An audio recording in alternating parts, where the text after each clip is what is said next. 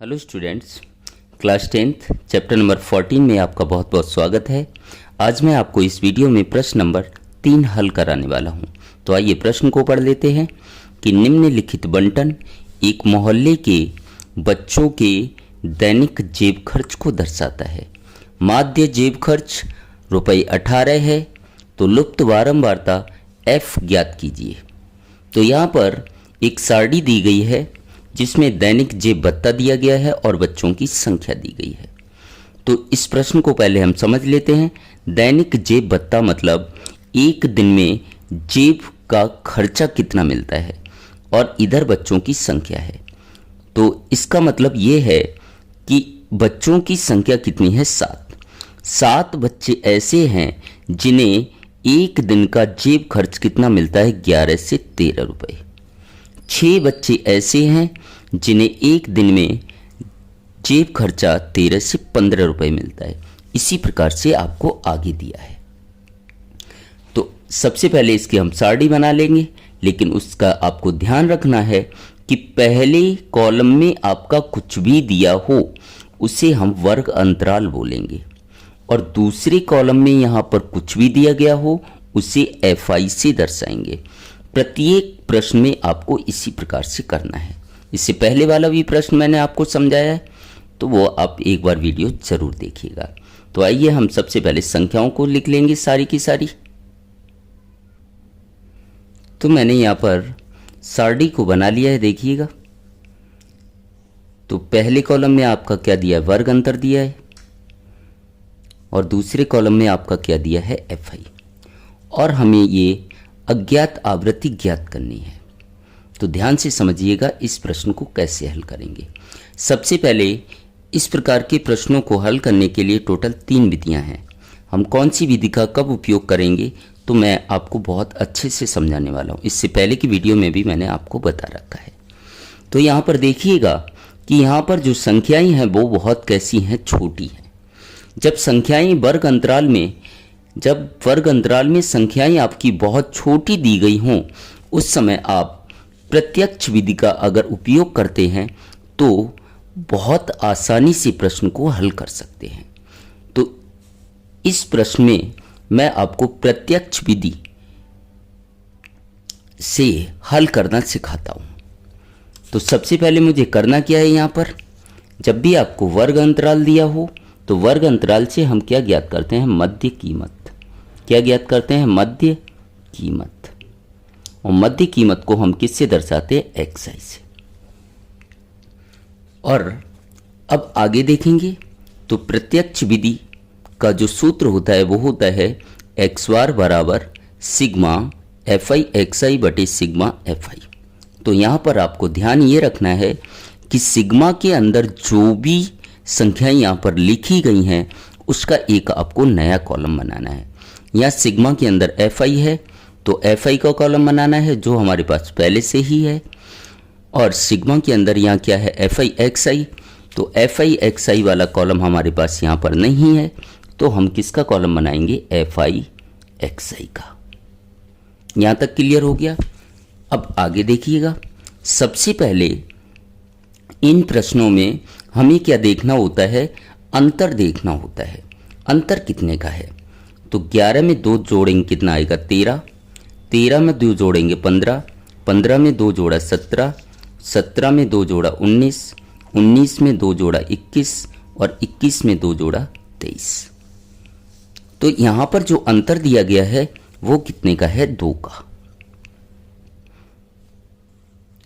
इस विधि का मैं प्रत्यक्ष विधि का और क्यों उपयोग कर रहा हूँ वो भी मैंने आपको बता रखा है ऑलरेडी पहले ही, कि यहाँ पर जब वर्ग अंतर 5 या 5 से छोटा हो तो प्रत्यक्ष विधि की सहायता से अगर आप प्रश्न को हल करेंगे तो बहुत आसानी से हो जाएगा। अब यहाँ पर देखिएगा मध्य कीमत कैसे ज्ञात करते हैं। मध्य कीमत में क्या करना है? इन दोनों संख्याओं को आपको जोड़ लेना है।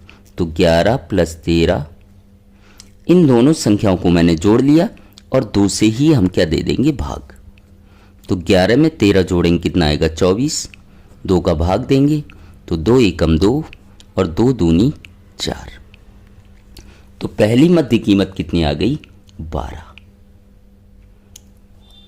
मैंने कैसे बताया आपको कि इन दोनों संख्याओं को आपको जोड़ लेना है और 2 से भाग दे देना है। तो 13 में 15 जोड़ेंगे तो 13 प्लस 15 बराबर कितना होता है? 28। और 2 से भाग देना है तो बटे 2 कर देंगे। तो 2 एकम 2, 2 चौक 8। तो कितना आएगा? दूसरा मध्य कीमत 14 का आएगा। अब यहां पर देखिएगा, इन मध्य कीमत में अंतर कितने का है? 12 और 2 14। और वर्ग अंतराल में भी अंतर कितने का था? 2 का था। तो आगे आपको हल करने की ज़रूरत नहीं है। आपको क्या करना है कि जो अंतर 2 का था वही हम सभी में जोड़ते चले जाएंगे। तो 12 में 2 जोड़ा 14, 14 में 2 जोड़ेंगे 16, 16 में 2 जोड़ेंगे 18, 18 में 2 जोड़ेंगे 20, 20 में 2 जोड़ेंगे 22 और 22 में 2 जोड़ेंगे 24। इस प्रकार से मेरे पास मध्य कीमत आ गई। अब अगला मुझे क्या करना है? FI XI निकालना है। तो FI XI के बीच कोई चिन्ह किसका है? गुणा का। तो FI का गुणा मुझे किस में करना है? XI में।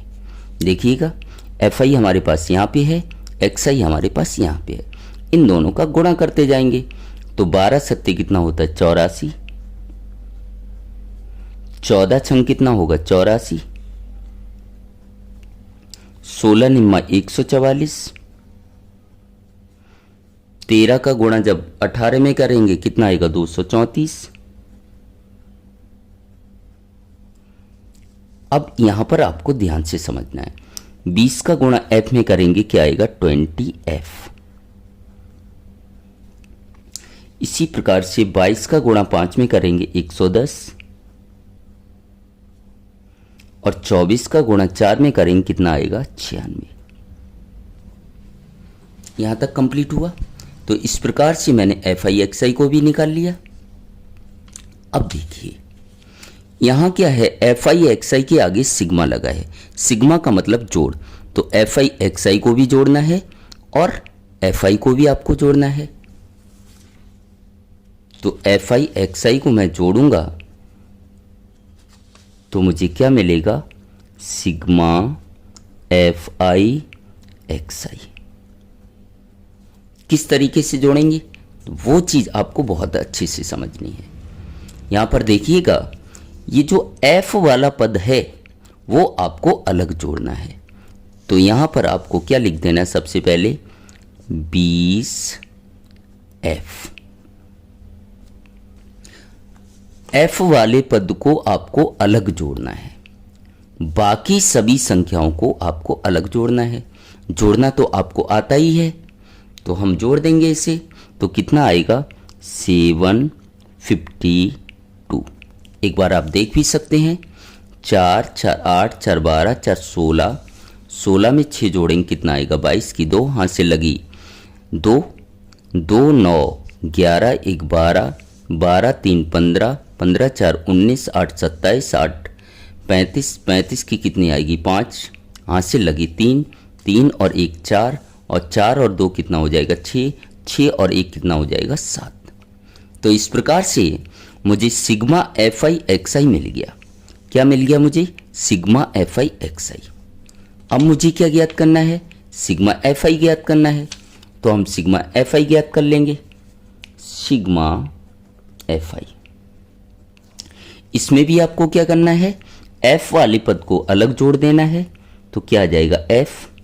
और बाकी सभी संख्याओं को जब हम जोड़ेंगे 7 6 13, 13 और 9 22, 22 13 35, 5 40 और 4 कितना होगा? 44।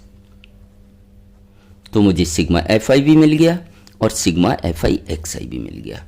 अब हम प्रत्यक्ष विधि से ज्ञात कर लेंगे। तो सबसे पहले यहां लिखेंगे प्रत्यक्ष विधि।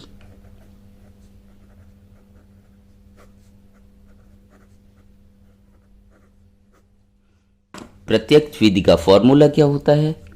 x बार बराबर sigma F I x I upon sigma F I. और क्वेश्चन में देखिएगा क्या दिया गया था आपका। क्वेश्चन में आपको माध्य दिया था 18। क्वेश्चन में आपको माध्य कितना दिया था 18।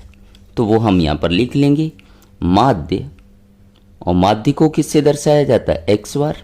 तो एक्स बार बराबर आपको 18 दिया गया है। अब सारे के सारे मान रख देंगे। एक्स बार का मान कितना है 18 बराबर सिग्मा एफ आई एक्स आई का मान कितना है 752 प्लस 20F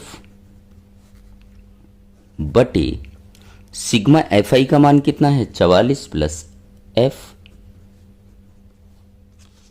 अब आगे हम क्या करेंगे, इसके बटे कुछ भी नहीं तो एक मान लेंगे और तिरछा गुणा कर देंगे। 18 का गुणा सबसे पहले हम किस में करेंगे 44 में करेंगे।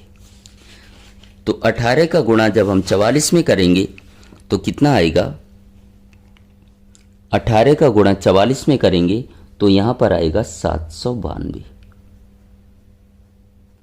18 चौक 72, हाथ से लगी 7, 18 चौक 72, 7 79 प्लस है तो क्या आएगा प्लस। 18 का गुणा f में करेंगे क्या आएगा 18f बराबर इसका गुणा जब 1 में करेंगे तो यही पूरा पद आ जाएगा 752 प्लस 20F। अब हम क्या करेंगे, f वाले पद को बराबर के उधर ले जाएंगे और संख्या वाले पद को बराबर के इधर लाएंगे। मतलब f को बराबर के एक साइड कर लेंगे और संख्याओं को एक पक्ष में कर लेंगे।